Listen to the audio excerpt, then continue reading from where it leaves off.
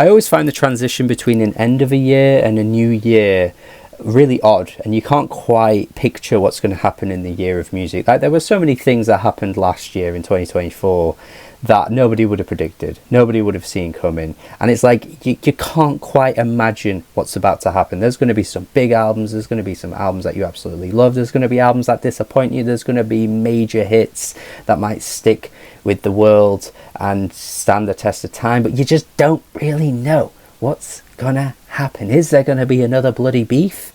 Who knows? But what I do know is that at the start of the year, I'm always anticipating and excited for albums, regardless of whether they actually fulfill my desires, they fulfill my wants or not. But it's exciting to have them coming up, and it's exciting to anticipate them. And that's what this video is essentially all about. All the albums that I am looking forward to for the year to come. Albums that are definitely scheduled, albums that are definitely coming, albums that have been announced that might not necessarily have a date yet, or might not necessarily ever come out, depending on what kind of lying artist you are.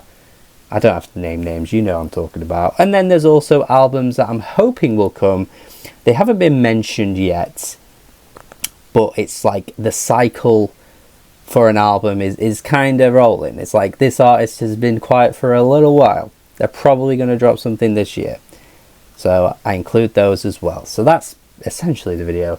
Hopefully you guys enjoy the picks that I come up with, and yeah, make sure you subscribe, make sure you're following for more content, because there's going to be loads of 2025 content. Watch all the 2024 content if you haven't seen any of that as well, and then make sure you like the video, share it around, and comment your most anticipated albums for 2025. Let's go. I think my most anticipated album is pretty clearly, far and away, the FK Twigs You Sexua album. The singles have been great. FK Twigs doesn't really miss when it comes to album rollouts and giving us something entirely unique to not only the world of music, but to her own catalogue as well. She is always giving us something so adventurous and artistic and really, really intricate every single time she drops. Even that bloody mixtape that people don't like for some reason was totally new for her.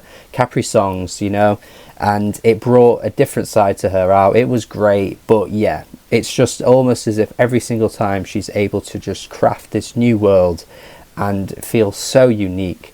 And yeah, I think she's one of those. At the moment, she's not quite getting the flowers she fully deserves, but I think when time passes, people will really look at her and go, damn man, like we were missing something here when she was dropping all this great music, because it is too good. And yeah, I think she's an amazing artist, so definitely highly anticipating that one. But on the same day, we have a little artist, pretty underground, called The Weeknd dropping as well. Bit of a shame that it's landed on the same day, because somebody like FK Twigs does deserve her own moment. But of course, everybody will be talking about The Weeknd. And look, at the end of the day, The Weeknd is easily up there, one of the greatest mainstream artists out there of the past 5-10 years, easily. So it's not like he doesn't deserve his own moment too, but it's just a bit of a shame that these two are dropping at the same time. But yeah, of course, I'm looking forward to what The Weeknd is doing. Opposite to FK Twigs, though, I've found the singles a little shaky. I'm not entirely sure of the direction this album is going in. Timeless doesn't feel like it's part of anything that should be fitting into the album at all, really. Will it be on the album, or was that just a one-off thing that they just kind of threw out there because it was getting so much hype through the live performance? It's really hard to tell. But yeah, I just don't know where this album's going. All three singles have sounded entirely different to one another, so it just seems a bit odd. So I'm a little worried about the album, I must say, but I'm sure The Weeknd will cook something up and make it work in the end, because Dawn FM was fantastic. Of course, After Hours was just absolutely gargantuan for The Weeknd. So yeah, and had some amazing tracks on it as well, of course. So yeah, I'm always looking out for The Weeknd. I'm just a little unsure of where this one's going. And also another massive artist that's dropping right at the start of January, actually. We don't really get massive artists dropping in that first week very often. The Weeknd did it a few years ago with Dawn FM, but yeah, Bad Bunny is dropping right at the start. I think it's the 5th of January, which is pretty rare to see for somebody so big. But yeah, I'm a little on the fence with Bad Bunny. I feel like there's a lot of good qualities to his music, but when it comes to albums, he just shoves song after song after song. It's basically like stream baiting, really, or stream dumping, because he knows how many streams they'll all get, and there's like 25 songs on all his bloody albums. It always feels way too much. They always run on for like an hour and 20 minutes or something crazy like that, so I'm not entirely sure I'm going to like the whole thing, but I tend to pick out a couple of tracks on Bad Bunny albums that I do enjoy, so I'm sure there'll be something there. Ichiko Aoba is dropping as well. That is scheduled to drop, I think, in February, so very much looking forward to that. I've seen her live. She's absolutely spellbinding and magical. It's glorious stuff, and all her music is so beautiful as well. She kind of often releases music that's very similar to her previous stuff, and yet it never really gets old or boring, so I have good faith in her dropping something that'll be good. Of course, I think she's an amazing artist. Squid have got something coming out too. They seem to be pretty frequent, actually. Like, since their first album, they've just kind of dropped pretty often, so I'm interested to see this one. I thought their last album wasn't too great, to be honest, but I really like their first one, so I'm definitely always looking out for what they do. I think Ethel Cain's going to drop something really absolutely wild, because we have seen this the track list. It's like an hour and a half or something, and there's like very few songs. Like, I'm sure there's only like 7 or 8 songs or something crazy like that, and the album is like really long, so I'm very interested to see where Ethel Cain takes this sound. I feel like this is just a very much like, okay, I've got a bit annoyed with the fan base since my first album and how I've kind of become a bit more of a viral thing. I'm just going to scare those away and make something completely wild, because Ethel Cain is very vocal about how inappropriate and strange fans online can be about her and stuff like that. So I just get the sense that she's doing something maybe intentional with that, but very much looking forward to it, because it sounds like it's going to be an absolute wild trip regardless. Also want to mention Courting, who again, like Squid, are just constantly dropping. I mean, Courting only dropped at the start of last year, and that was a really good album too, so I would like the single a lot for this new upcoming album. Hopefully it doesn't feel like they're releasing too much, because I think some artists that do drop a lot in a short period of time can start to get a little tired, so I'm hoping we don't get that with Courting, but I'm very much looking forward to what they do. Sam Fender also is scheduled to drop. I think that's coming in February as well. Liked his last album. Thought the single of this one sounded a bit too close to trying to do like a 17 Going Under again, and it doesn't quite live up to that great song, so hoping he's not just kind of pigeonholing himself into making the same sounding music over and over, but still looking forward to what he's doing, because I do think he's a very talented artist. And then some albums that are supposed to be coming but don't technically have release dates yet. Mos Def and Alchemist. I saw that get announced the other day. I am like, okay, let's go. Mos Def, I think, is now going under the name Yasin Bey, but he'll always be Mos Def to me, because that's like the rapper I know him as. And Alchemist, legendary producer. I mean, I always feel like I know how this album's going to sound because of the production, and Alchemist, not to hate on him, but is just kind of very much, again, that kind of artist that does very similar things with each album. So I kind of feel like I know what this production is going to sound like, but I'm sure it'll be an interesting one, because this is a really cool collaboration here that I'm very much looking forward to hear. ASAP Rocky, I guess, is supposed to come out with something. Playboi Carti as well. Who knows at this point? Look, I saw a tweet recently, and it's so true, right? The Life of Pablo by Kanye West ruined album rollouts. And it's so true. Music hasn't been the same since that. And people talk about how influential that album was and how unique it was to the world of music. To be fair, you could argue that is the case. I don't know if the album has entirely held up in terms of the actual quality, but it feels as though now so many artists have this like entitlement when it comes to announcing something, but then kind of going, it's not coming out just yet, it's coming out a bit later on. Like, I know fans can be entitled, right? I know fans can be annoying, I know fans can be demanding, I know fans can be pretty intense, but when you're telling your fan base that an album is coming, you owe it to them to be on time. Like, I don't think that should be controversial at all. You don't owe artists, albums all the time. You don't have to drop every year. You can be a Frank Ocean and go quiet for some time. That's okay. But Frank Ocean's not saying every other week that an album's coming. It's just ridiculous. And I just think Playboi Carti at this point is just doing shameful stuff.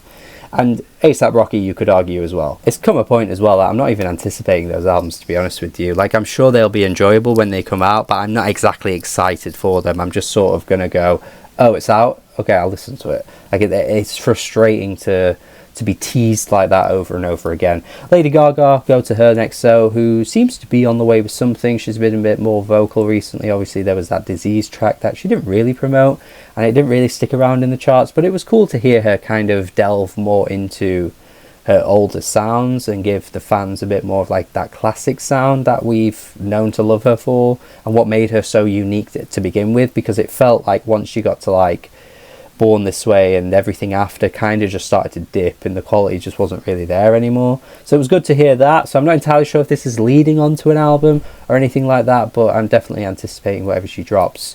And similarly with Bruno Mars, because again, another artist that's been really active recently, releasing songs, features and stuff like that. He's just doing crazy numbers as well every time he drops. He'll probably win a Grammy for Die With A Smile too.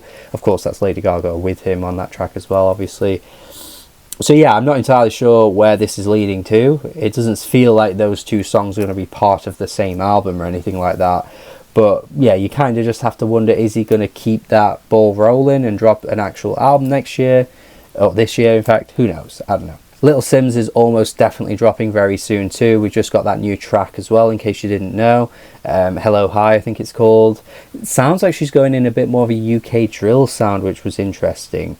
Very different for her, very much targeting the mainstream demographic of what is popular in the UK as well. So I'm going to make an early bold prediction that this is going to be the first kind of, I guess, gateway into mainstream success for Little Sims, because I can see a song like this doing very well in the UK. Could, may not do so well, but I'm pretty confident. I think Little Sims will get something from this. She sounds quite good on it actually as well, so it'll be interesting to see if she does this for an entire album or it is just a one-off thing. Who knows, but it looks as though she's definitely on the way with something at some point in 2025. Now I want to mention some artists that I think are due an album but aren't necessarily definitely going to give us an album, because I do want to mention those. Got to mention Breakance. His album from 2022 was my album of the year. We're pretty much 3 years since that album came out now, or maybe 2.5, something like that. Yeah, I mean, I always felt like he was the kind of artist to drop pretty consistently, because a lot of artists in that umbrella of kind of like emo pop, hyper pop, glitchy pop stuff tend to drop pretty often, like Glaive, Eric DOA, and Breakance is part of that scene. So I feel as though he is more than due an album now. I hope he does, because if it's as good as Hypochondriac, we are eating, my friends, we are eating. Aries, he's gone even longer than Breakance. 2021 was his album, but he dropped a few singles. It felt like we were leading to something.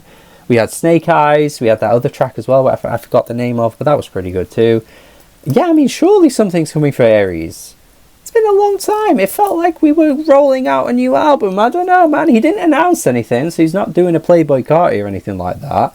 He's not doing an ASAP Rocky, but still maybe thinking,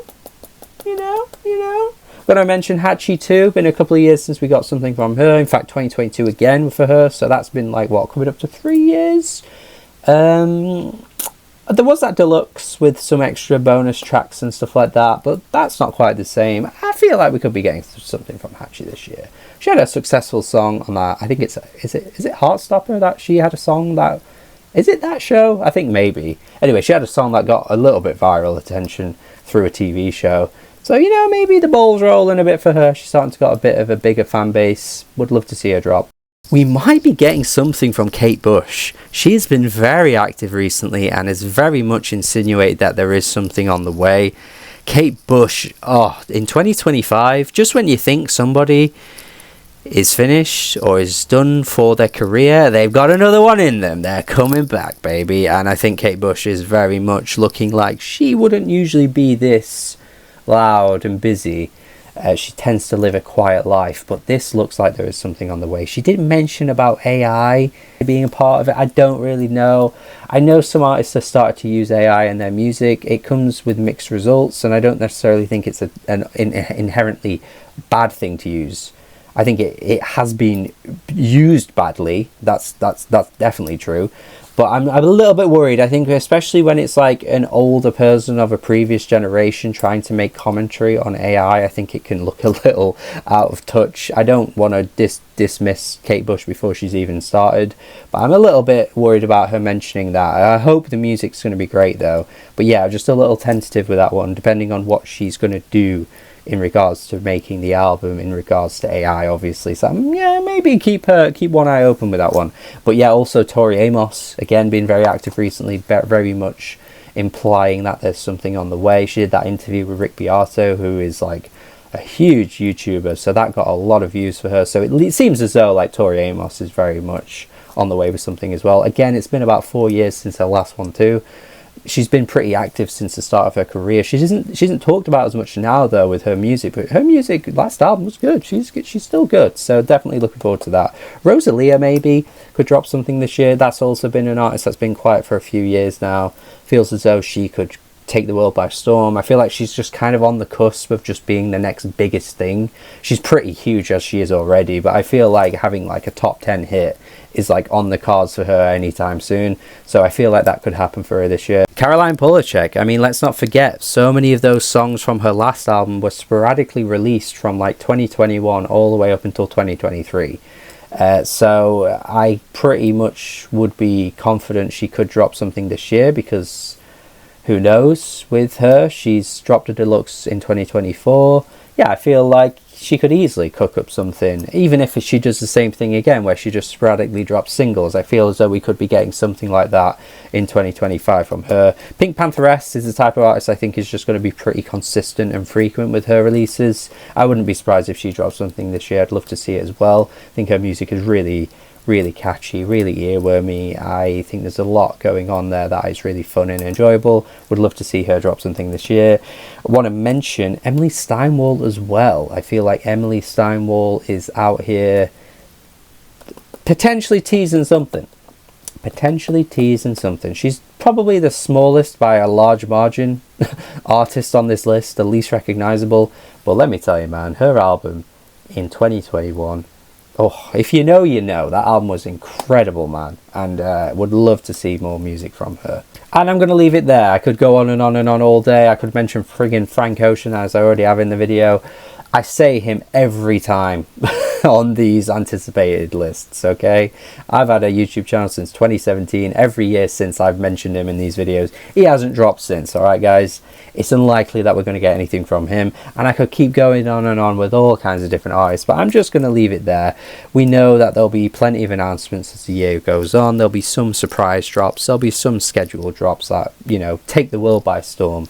But yeah, they're going to be the main ones I want to mention for this video. Let me know in the comments what your picks would be, how you feel about the ones I mentioned. Do make sure you subscribe. Check out my Patreon if you're feeling really generous as well. Would love to see people support me over on there. That's just if you're feeling incredibly generous to your boy Ryan though. And that's it from me. More videos to come for 2025. Hopefully you're excited for those. Have a good day and goodbye.